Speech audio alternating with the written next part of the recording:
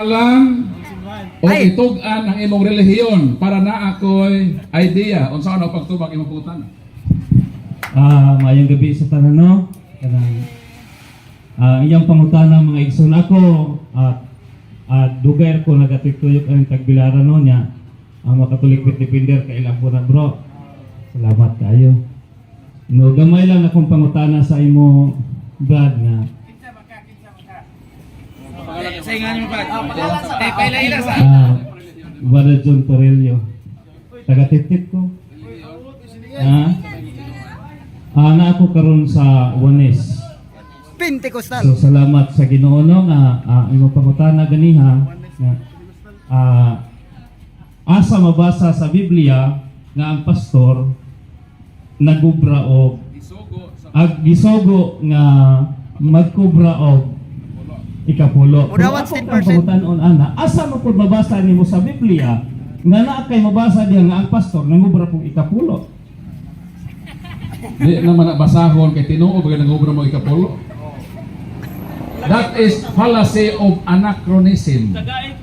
Paminaw sa tubag. Di na kailangan basahon kay in reality nangubra ka sa ikapulo. Nahuman naman ang Bible 9880. Ibabasa din mo. Realidad ba? Realidad. Fallacy of anachronism. Ayaw pangutan ang usa ka butang nga nahuman ang Biblia pagsulat. Ayaw ing nga asa man mabasa nga si Kristo ang mga apostol nag-inom og tanduay. Kaya ang tanduay nagsugod 1854. So ang imong pangutana fallacy of anachronism. Wala mahaom. Wala mahaom sa panahon. Pero in reality, ang pastor na ulit na ikapulo. Nangubra, eh. Basa na ko din kadaghan. Pastor ninyo. Baptist. Baptist.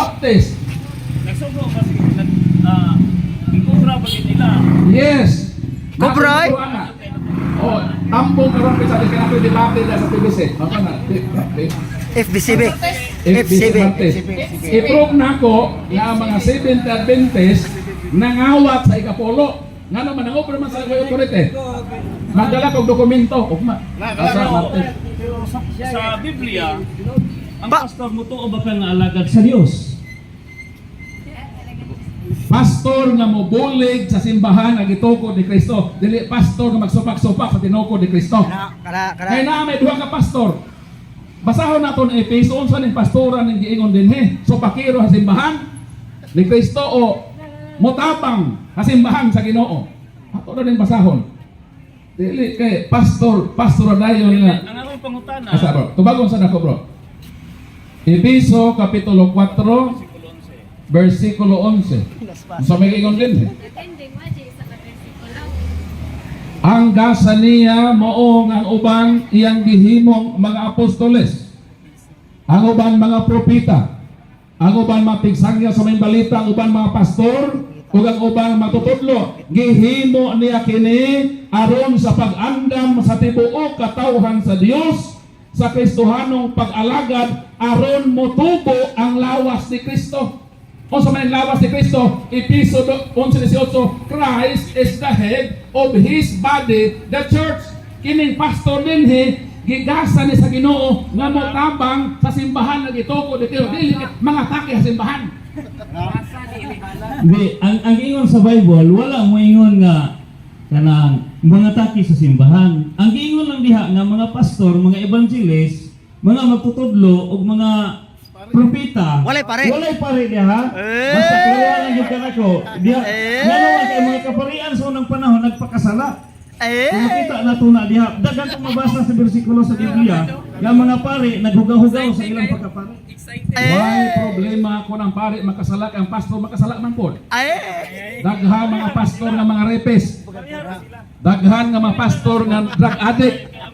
Unsay kalahian sa pastor ug pare? Paminaw bro, aron masayod ka. May problema na. Kay ang tanan mga tao makasala, pastor ug pare.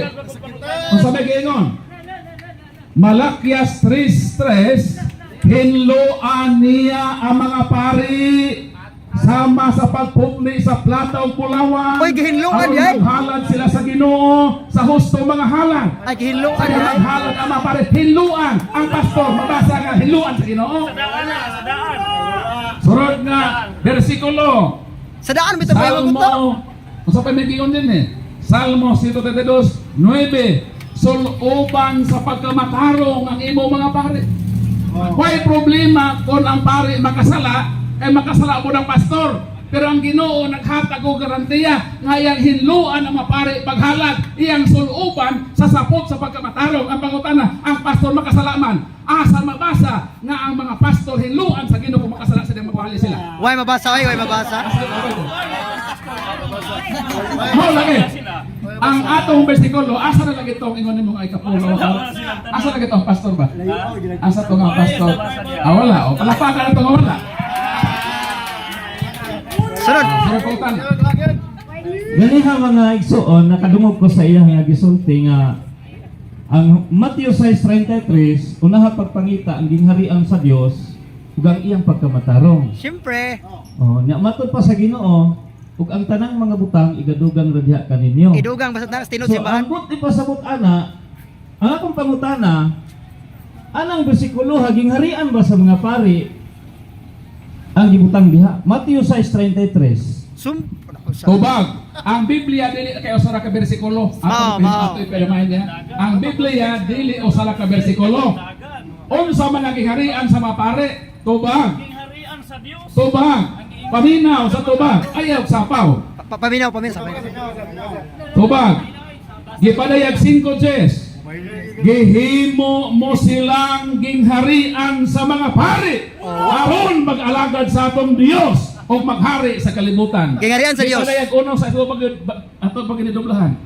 Gihimo kita niya kaysa nagingon sa San Juan. Kita, Apostol, kita apil siya. Ebanghilista pa yun. Gihimo kita niya nga o sa gingharian sa mga pare aron mag-alagad sa Dios o amahan iya ni Kristo ang dungog ang gahom ang himaya. Amen. Sa ato pa ang gingharian sa Dios, gingharian sa mga pare. Amen. Wala mabasa nga ang gingharian sa Dios, gingharian sa mga pastor. Wa ato zero. Wala mabasa nga ang gingharian sa Dios, gingharian sa mga pastor. Zero. Ubalhin ko na sa Banes. Zero man. So, wa gihapon nimo kuan ang mga pangutana no kay gagama mo pug kag imong istorya. Gagama ka no. Ang ingon diha Matthew 6:33, unaha pagpangita ang gingharian sa Dios. Unsa man din ang gingharian sa Dios? Gingharian sa mga pare. Pagkamatarong. Ang Roma 14:17 basaha. Unsa daw ang gingharian sa Dios? Pagkamatarong kuno.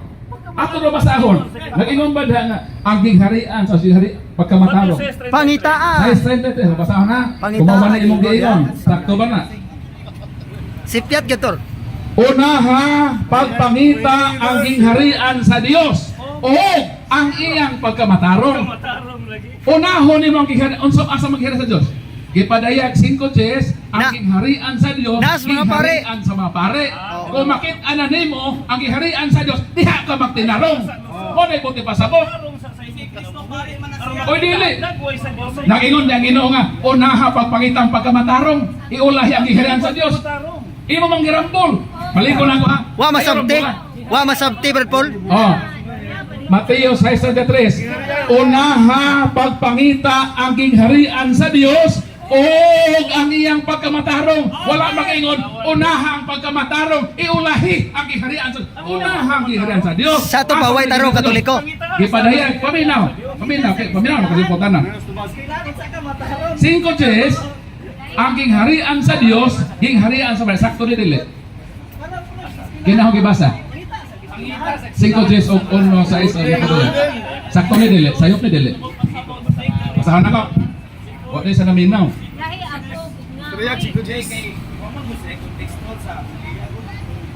Ay, 5 Jes sa gipadayag. ay lang tinod. Gihimo mo silang gingharian sa mga pare aron mag-alagad sa atong Dios o maghari sa kalibutan. Ipadayag 1:6. Gihimo kita niya matud sa duwa na apostol.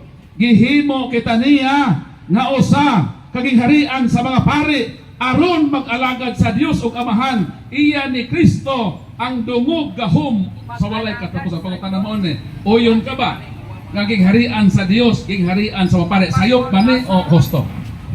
Para niya, Brad Paul. Insakto na siya imong sige pakpakin ninyo. Pero na lang ko gamay nga komentaryo adang imuhang ingon. Para nimo Ang tanan sa gingharian sa Dios, gingharian sa mga pare kay mo man ang imong pagsabot. Sa Matthew 6:33. Sa pinadayak naman na siya. Ang Dios mismo nag-ingon nga unaha pagpangita ang gingharian sa Dios ug iyang pagkamatarong. Kinsay kaduma lagi? Ha? Kinsay kaduma sa gingarian? Mangutana ko. Wa kasabot na? Insakto ba ang simbahan Katoliko sa iyang mga pagpanudlo? Okay. Tanawa ko nun ninyo ang kalibutan karon. Brad Paul, Tanawa ko ninyo ang teras sa mga katawhan ang karon. gingarian ni Kristo sama sa usa ka balay o sama kay? Ang gingharian sa Diyos bro, para makasabot ka, Nagtuo siya, matarong Mateo Kapitulo 13. Bade, Lagi. pagtuo ng gingharian sa wala makahasala. Kung bakit Atong nga- basahon. Mateo Kapitulo 13:47. Pauban ni kami ito radyo sa Ang gingharian sa Dios sama sa usa ka baling. dugay na. Nagitaktak dito sa dagat, nakuha sa tanang matang sa isda. Ini kapuno na niini, birahon kini sa mananagat. Ngadto sa baybayon, maglingkod sila aron pagpili sa isda. Ang mga maayong isda, isulod nila sa ilang sudlanan. O ang walay pulos, ilang isalibay. Mao usab kini ang mahitabo sa katabusan sa kalibutan. Muanhi ang anghel og ila iniya ang mga dautan gikan sa maayo. Tanawa ra dili Ang kita ron. gingharian sa Dios sama daw sa baling. Mao, amen. Ang baling dili mamili kung kinsang isda mo sulod. Ha. Mao nga ang simbahan Katoliko kompleto. Nay Katoliko na isda nga buutan, napoy isda nga butete. Nay Katoliko nga isda nga maayo, napoy Katolikong butete. Does that mean nga ang gingharian sa walay makasasala? Na ay makasasala. Kaya nga naman, ang tanan makasala man. Kami, ako makasala ko. Ikaw makasala ko ka. Kitang tanan makasala. Pero, si Kristo, matod sa akong gibasa, may problema na ang pare makasala. Eh, hinluan lagi sa Ginoo. Ang problema din kung pastor makasala, na ba'y karantiya kung hinluan? Wag! Mo na. Basic ko, paabot na kung unaan man na. Isa pa maligo, wag! Biblia mo ba kay inyo hang manang Oy! Kinsa may tagiya sa Biblia? Na ba day Biblia ang wanes?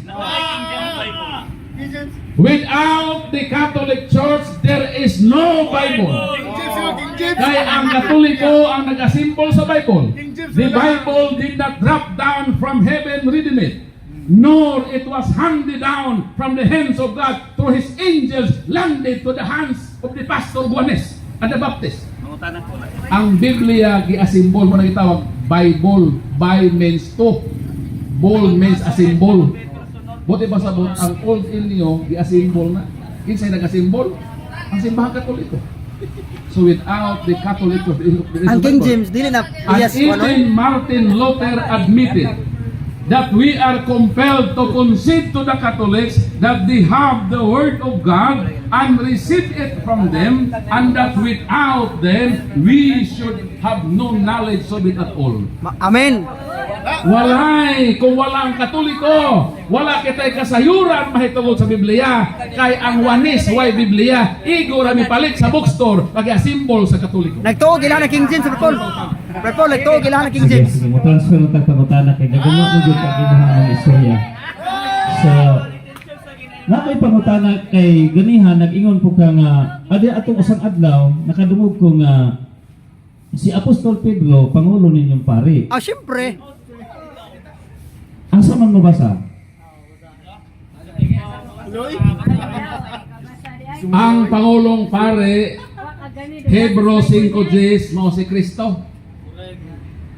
Si Apostol Pedro, kabahin lang sa gingharian sa papare, pero siya ang gihimo nga pangulo sa iglesia.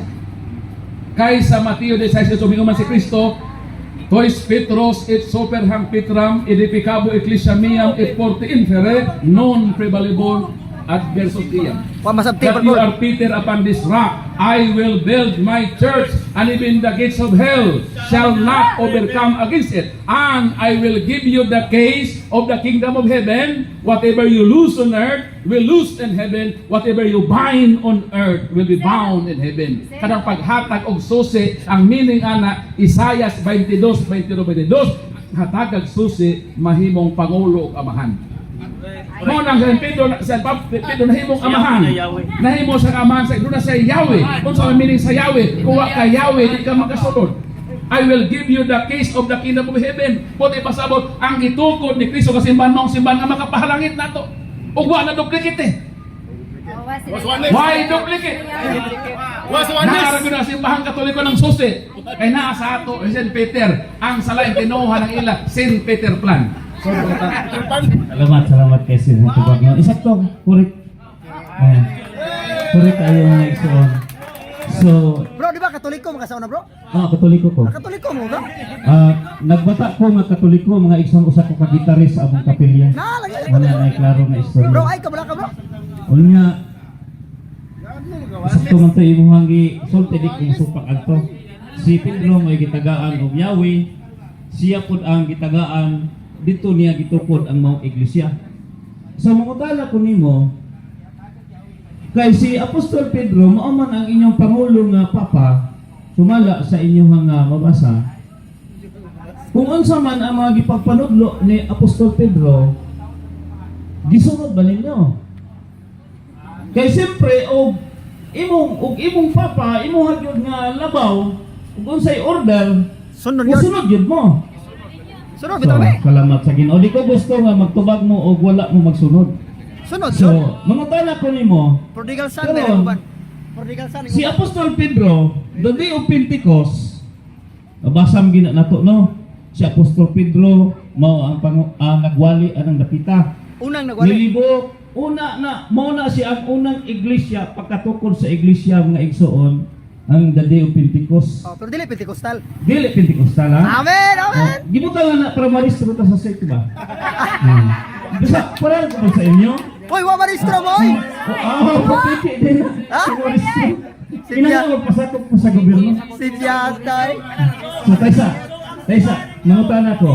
So kay murag naghinamilaw na siyang mutubag sa akong pangutana Oh, ba? dili kay. Unya, wala ko'y supak ana. Nga naa ni Pedro ang Yahweh. Naa niya authority. Kung kinsa niyang hubaran din niya sa yuta, hubaran po dito sa langit. Salamat sa Ginoo. So, ang akong pangutana, kung unsa ang order ni Apostol Pedro the day of Pentecost, Oh, gihimo ba po na ninyo? bunyag na po, Kaya pag bunyag. ingon niya diha sa Buhat dos Acts sa 38, ha? Makita na ito na diha, nga ning ingon ang mga katawhan, sa diha nga, gisakitan ang mga katawhan, kaya katong mga tao nga iyang gipangwalihan, Oh, repent and be baptized. nanakit ang ilang mga kasing-kasing ba? Oh, sakit Pagkabati, las pulo, kay sila ang naglansang sa atong Ginoo. Amen. Sila ang nakakaon sa mga tinapay, o isda, mga igsoon, nga gipakaon nga to nila, o sila rapod ang niunay Ritso. sa paglansang sa ilang Ginoo. Pangutan na. So gisakitan sila. So mo ni ang pangutana. Karon sa panahon nga nangutana na ang mga katawhan ngadto sa mga tinun-an, mga igsoon unsa may among pagabuhaton? Ha? Unsa may gitubag ni Apostol Pedro? Maghinulsol ang matag usa kaninyo og managpabautismo sa pangalan ni Ginoong Hesukristo aron pasayloon ang inyong mga sala ug madawat ninyo ang gasa sa Dios ng mga espiritu. Tubag, pangutana, gihimo ba na sa inyo? Gihimo. Kaya among bunyag na ay ngalan ni Hesukristo. Wa man mag-ingon din nga bunyagi lamang sa ngalan ni Hesus.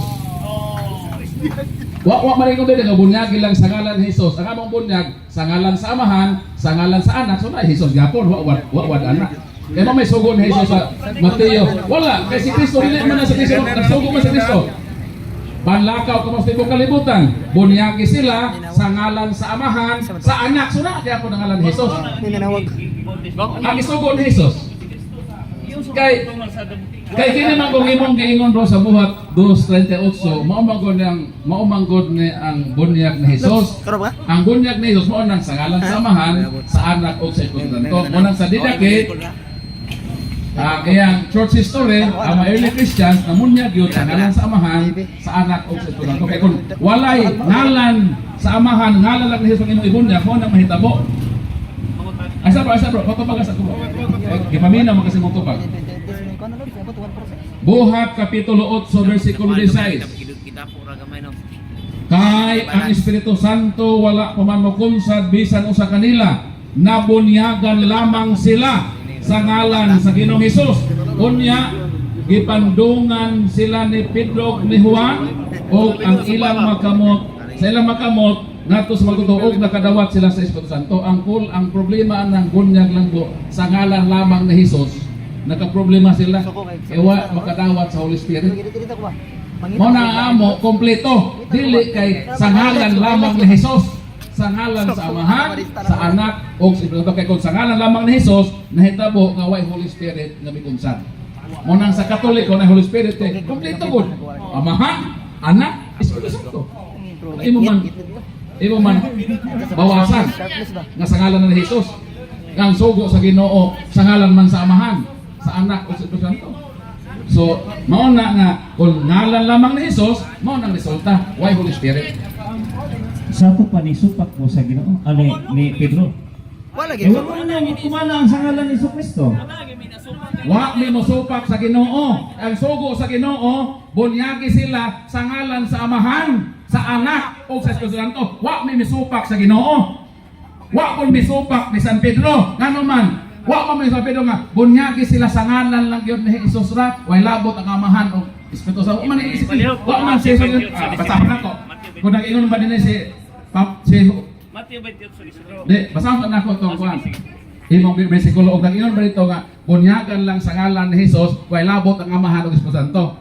Kung naa na sakto ka. Pentecostal gid ay. Unya niingon si Pedro kanila, ang tagsa-tagsa kinahanglan nga maghinusol o magpabunyag sa ngalan ni Jesus. Wa mag-ingon nga sa ngalan ni Jesus lamang. Wala mag-ingon kaklaro. Ang tagsa-tagsa kinahanglan maghinusol o magpabunyag sa ngalan ni Jesucristo aron mapasaylo ang inyong mga sala. Wala maingon nga o madawat ang gasas to. Wala mo ingon nga bunyagi sila sa ngalan lamang ni Jesus. Wala. Wala po niyo nga sa ngalan way labot ang Amahan ug Anak, Espiritu Santo wala. Ang sugo ni Kristo klaro sa Mateo 28:19. Sabi ni Kristo.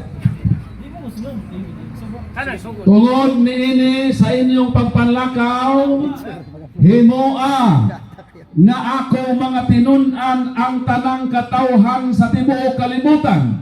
Bunyagi sila sa ngalan sa Amahan, sa Anak o sa Espiritu Santo. Wa mi mosupak sa sugo ni Kristo among gisunod. Buhat 2:38. Wa mo sa San Pedro nga bunyagi sila sa ngalan lamang ni Jesus. Wala mo ingon.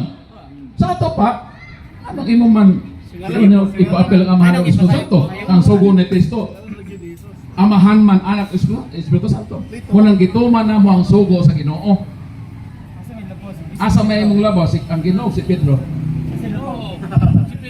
Praise God, hallelujah Jesus. Salamat sa Ginoo no sa maong bersikulo Matthew 28:19. Kung sa giingon sa Ginoo apoy basa. Bro, balik na Katoliko bro kay. Nasakam to ka sa Pentecostal. Tungod niini sa inyong pagpanglakaw himuha nga ang akong mga tinun-an ang tanang katawhan sa tibuok kalibutan o bunyagi sila sa ngalan sa Amahan. Sa ngalan sa Amahan, sa Anak o sa Espiritu Santo o tudloi sila pagtuman sa tanan nga akong gisugo kaninyo o hinumdumi ako mag-uban kaninyo sa kanunay hangtod sa katapusan sa kalibutan. Ang pangutanan ako ninyo ani kinsa may gisugo ani? Kataba. Ang gisugo ang 11 ka apostol kay wa man ni si Judas dire. Kay wa man napulihi si Matias sa Acts chapter 2. So ang presente dito 11 apostles. So moto silang gisugo. Moto silang gisugo. Ang gisugo nila dili kay bunyagi sa ngalan lamang ni Jesus. Tulo mo to. Ang isugo, bunyagi sila sa ngalan sa Amahan, sa Anak, o sa Espiritu Santo. Ug mo na gisunod sa atong Ginoong Kristo. Kamo nilihay naman mo. Inyo namang kaltasan ng Amahan ng Espiritu Santo. Wa mo San Pedro nga bunyagi sila sa ngalan lamang ni Jesus. Balik ko na ko ito bersikulo na abito lamang. Brad Paul, lagi lang Brad Paul. Para maklaro ni. Brad Paul. Basahan ka. Ang bersikulo. Brad Paul. Niingon si Pedro kanila, ang tagsa-tagsa kaninyo kinahanglan nga maghinulsol o magpabunyag sa ngalan ni Hesukristo. Wala maingon nga magpabunyag sa ngalan lamang ni Hesukristo. Nasayop pa si Pedro, anak. Wa masayop. Ewan mo tayong lamang. Kung naay lamang, sakto mo. Sakto mo kung naay lamang. Kung lamang lang, way Holy Spirit. Bro, kung sa'yo mahitabo kung lamang na lamang, butag lamang, kung sa'yo mahitabo, manang mahitabo ninyo kung way butag lamang. Kay ang Espiritu Santo wala man mo kunsad, bisan o sa kanila, nga naman, nabunyagan lamang sila sa ngalan sa Ginoong Hesukristo. Sa ato pa, kung imong butanganog lamang sa Hesukristo, way Holy Spirit. Mao na sila, way Holy Spirit di sila. Ang ato naman, Amahan, Anak, o Holy Spirit, kumplito man. Ano man nga, nakuha ka naman ninyo. Pero nabautismo ninyo na. Wala. Wa mi anang sa ngalan lamang ni Jesus.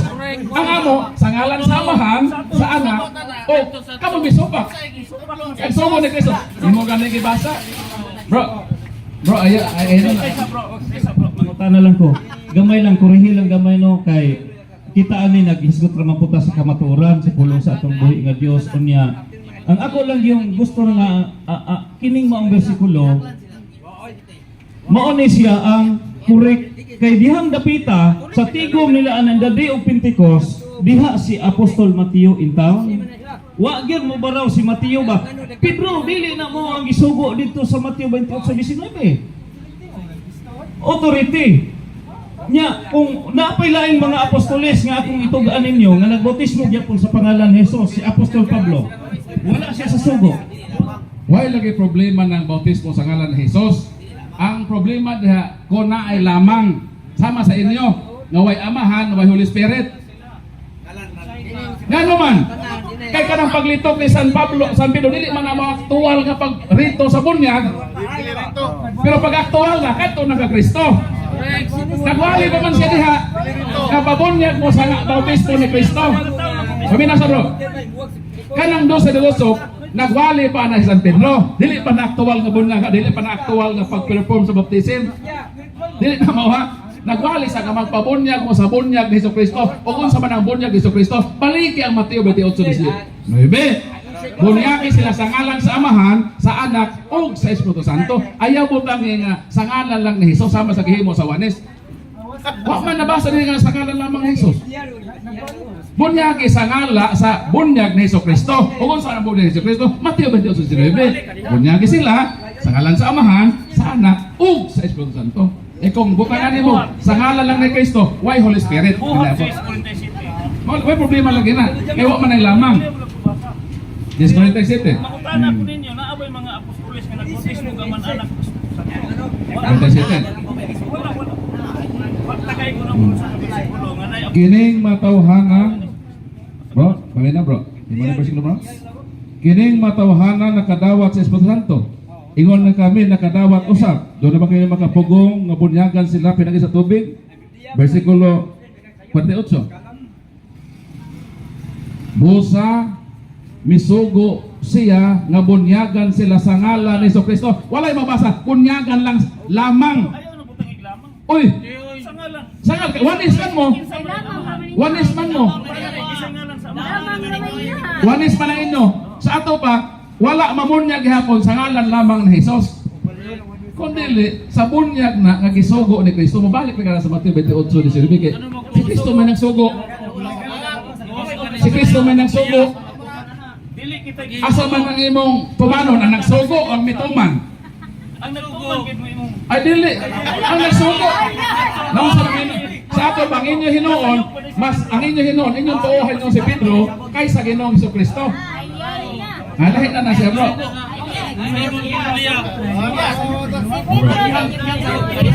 Sige no. Ato okihan ang inyong mga argumento kay. Salamat kay bro. Ato okihan na no nga mo ang inyong pagsabot ana. Pero bahin sa mga katawhan sa Ginoo nga napuno sa Espiritu Santo sumala sa Acts 2:38. Si Apostol Pedro in town ana presko kayong Espiritu Santo sa iyahang ulo. Dili may tabo nga masayop.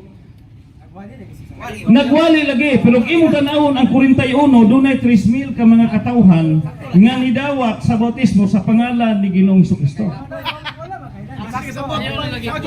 Pero mo sila kaila. Bro, para makasabot ka bro, kanang Acts 2:38 nagwali pa da San Pedro. Dili pa na mo aktual na pabunyag ha. Dili na mo ingo siya nga pabunyag mo sa bunyag ni Jesucristo. Dili na mo aktual na pagperform sa baptism.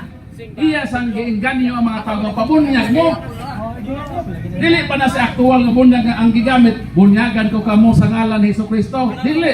Iya lang prescribe nga ang bunyag ninyong dawaton kanang bunyag ni Jesucristo. Kung saan ang bunyag ni Jesucristo, mubalik ka sa Mateo 28:19.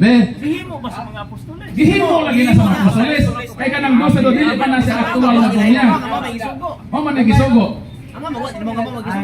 Maghimo di kag imo ko galingon ang gisugo. Mo na. Dili ka mahuman ini bro. Dili gid mo tumanon si Kristo, wa may katungod ni mo. Imo man ang rights. Basta ang amo tumanon namo ang Ginoo. Ang Ginoo miingon, bunyagi sila sa ngalan sa Amahan, sa Anak o sa Espiritu Santo. Lucas 24. Kanang Hesukristo naapil gihapon na sa among bunyag. Lucas nga pinatarian. 24:45. Gato 47 sa sulat.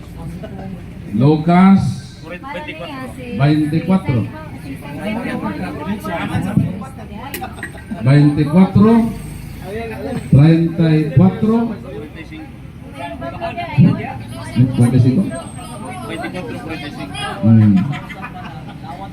Unya gipasabot niya sila sa kasulatan.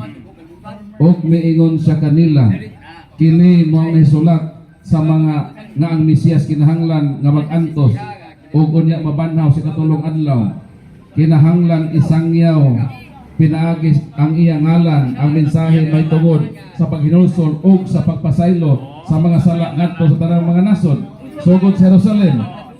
So may mabasa dili nga Ang ngalan ni Kristo, authority. kamo mga tumasak sa ining butanga. O ako mismo mo ang nagpadalangan ni kaninyo sa gisaad sa Amahan, mo ng Holy Spirit. O kompleto gihapon ay Amahan, na Holy Spirit, na Jesucristo tulo lagi gihapon.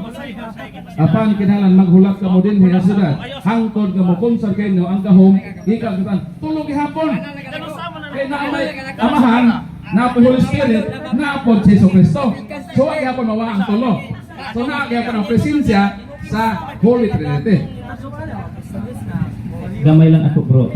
Kaning mo nga wa to maglalis ani ha. Wa to maglalis.